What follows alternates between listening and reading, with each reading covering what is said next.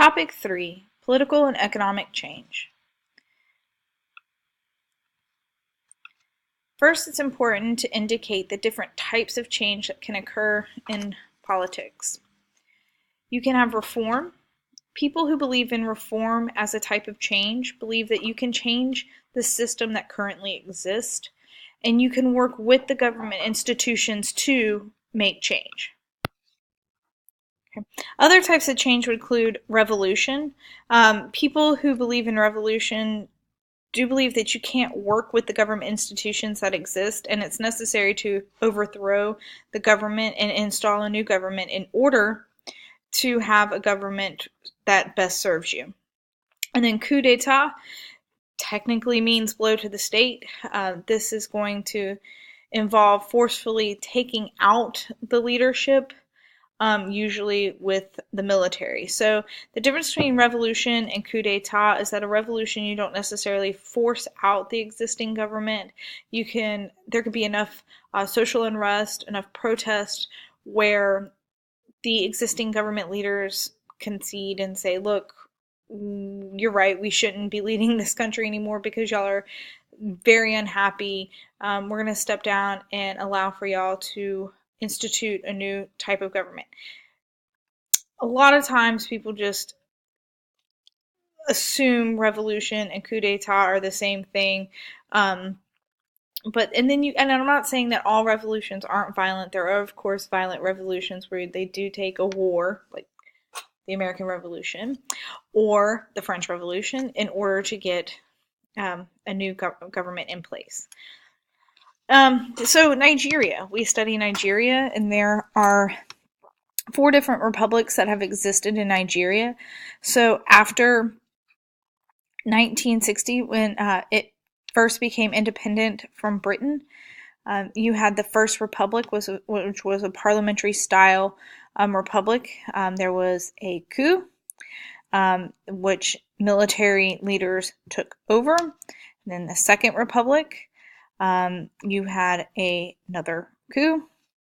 Then you have a third republic where General Abacha dies and there is military rule. And then you have what we end up in is the fourth republic, and we have had an absence of military rule since the Fourth Republic.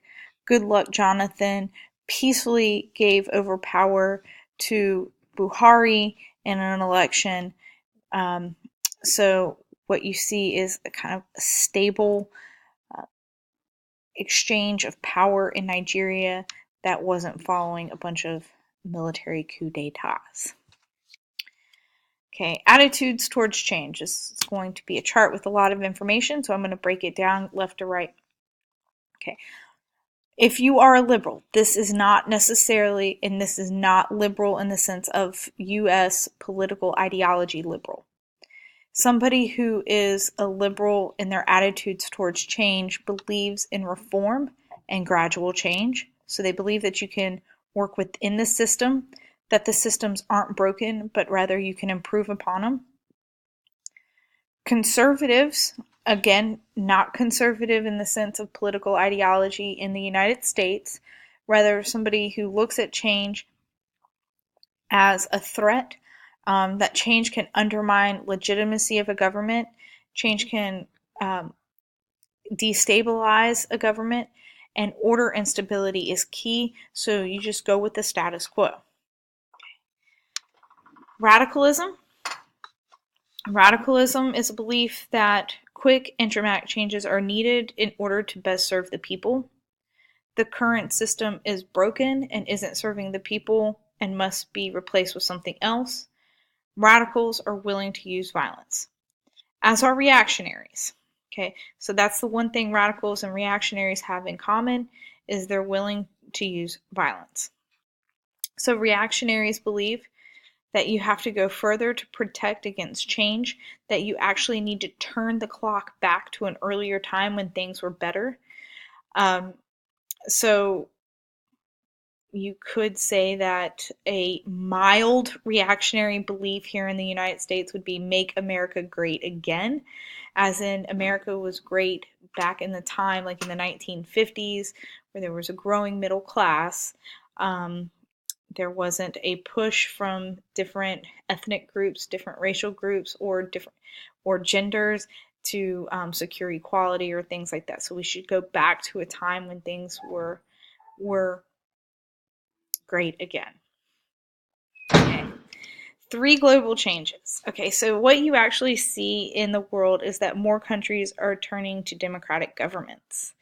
And that tends to go along with more countries moving to market economies. So as you become more democratic and you give people more choice and more opportunity and more personal freedoms, you'll see that countries tend to move to more market economies where people have private ownership, can choose to open a business, and they don't have to worry about government ownership, which you would find in a command economy. However, this is also coupled with the fact that as countries are becoming more democratic and countries are moving to market economies, there is more ethnic politics, and ethnic politics are sometimes coupled with terrorism, genocide, and discriminatory laws. Samuel Huntington is a political scientist that you will study if you go on to study international relations. He's looked at the world and studied the world and the democratization of the world, and he has determined that there has been 3 waves of democratization. The first wave, 1970s,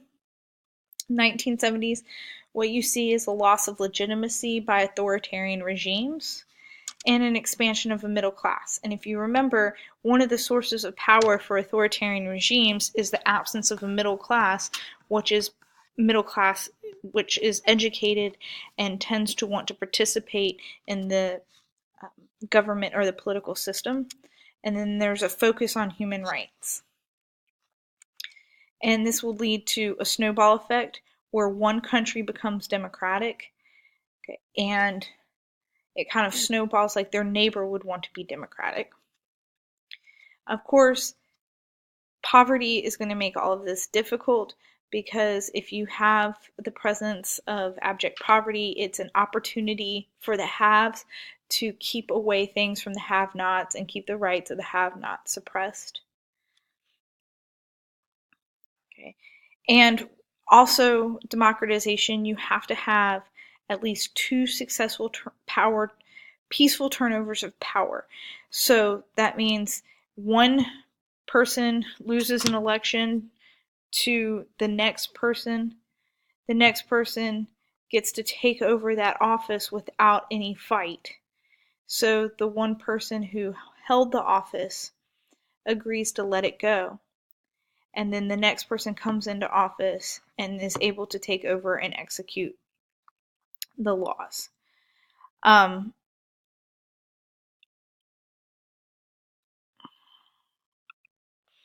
Sorry, I keep on getting interrupted by people knocking on my door. Okay, excuse me. All right, so you'll actually have an example of this in the United States. So John Adams was president. He was a Federalist. He lost the presidency. Thomas Jefferson was able to take over and institute his administration without Adams rebelling against the results of the election. Okay, so that was a peaceful transfer of power in 1800. But Samuel Huntington says you need another peaceful transfer of power to really prove that you've secured democracy. So it would be like President A loses an election, hands over power to President B. President B then hands over to power to President C, and there you have successfully achieved democracy. Okay, so this is the 3rd wave.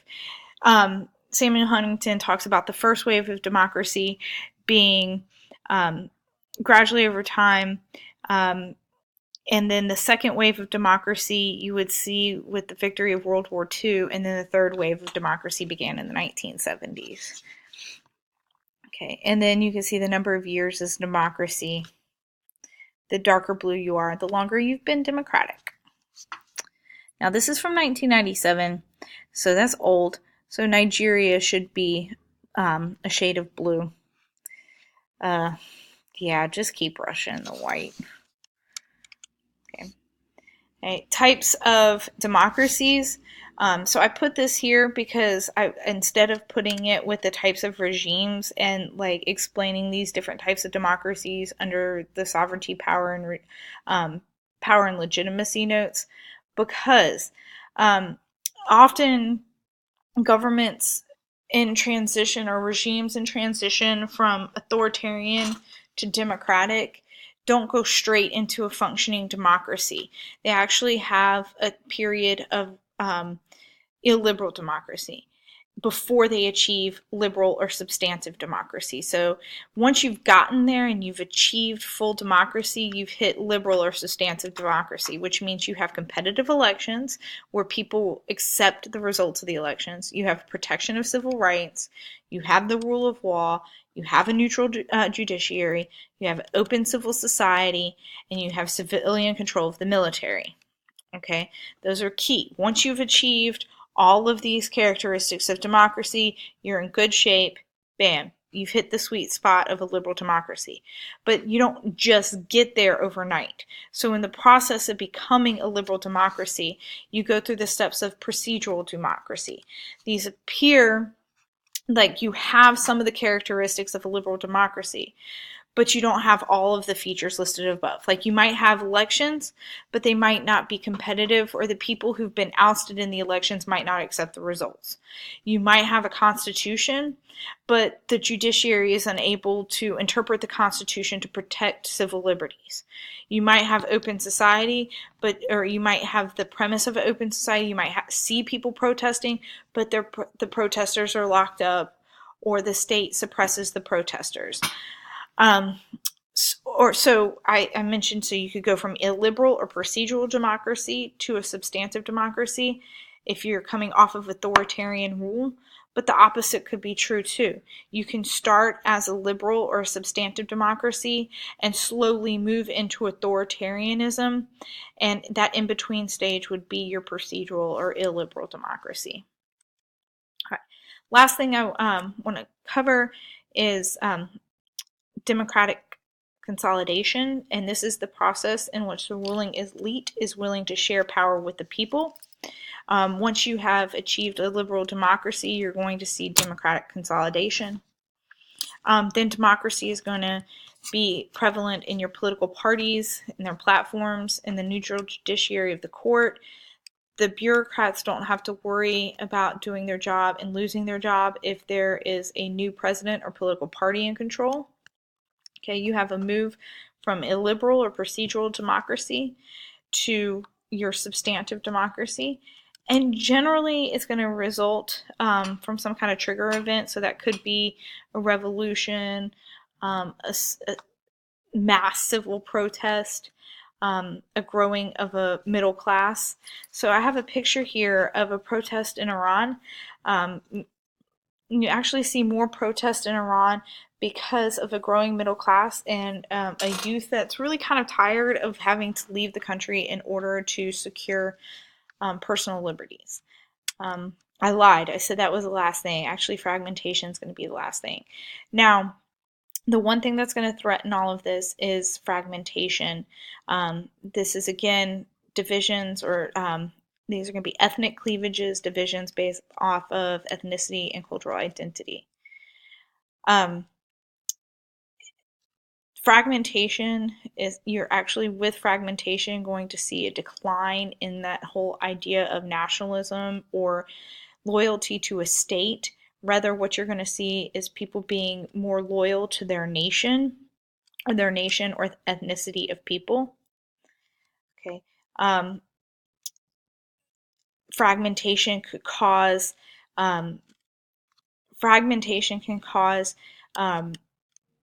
ethnic or religious conflict, as far as like if you think about like Muslim jihad. And Samuel Huntington, who talked about the three waves of the three waves of democratization also spoke about fragmentation through clash of civilizations, where this was the new conflict. There was going to be a divide of the world into various cultural areas that will threaten world peace.